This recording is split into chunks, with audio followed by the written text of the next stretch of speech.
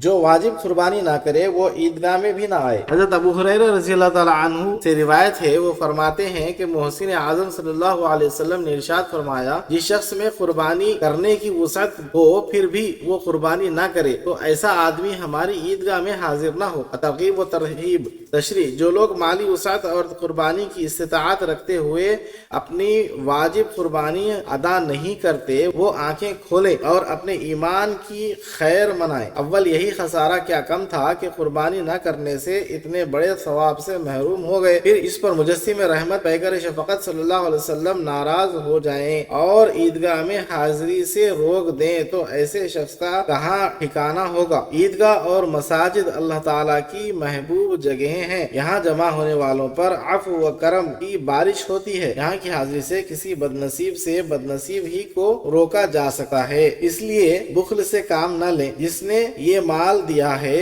ये हुक्म भी इसी का दिया हुआ है, इसकी तामील करें, इसी में सलामती है। एक जरूरी मसला, बाज़ जगह देखा जाता है कि बाप भी कमाता है, इसके 4-5 लड़के हैं, वो भी अपना अलग अलग कमाते हैं, माँ और सब दुल्हनों की मिल्कियत में सोने चांदी का जेवर भी होता है, लेकिन बकरीद को कुर्बानी सिर्फ एक होती है और जुमला अहले खाना ये समझते हैं कि हम सब की तरफ से ये वाजिब अदा हो गया। ये सख्त ना समझी और मुगालते की बात है। याद रखें, कुर्बानी वाजिब होने के लिए घर के हर फर्द की अलहदा मिल्कियत देखी जाएगी और जिसकी मिल्कियत में कम अज कम 52.5 तोले चांदी या इसकी कीमत हो या मुख्तलिफ सोने चांदी का जेवर हो, मगर मजमूई मालियत 52.5 तोले चांदी की कीमत के मसावी हो या इस कदर चांदी की कीमत का माल तिजारत हो या इतनी मालियत का फाजिल सामान पड़ा हुआ हो, तो इस पर बकरा ईद की दिन कुर्बानी वाजिब होगी। चुनाचे अगर इतना जेवर या रुपया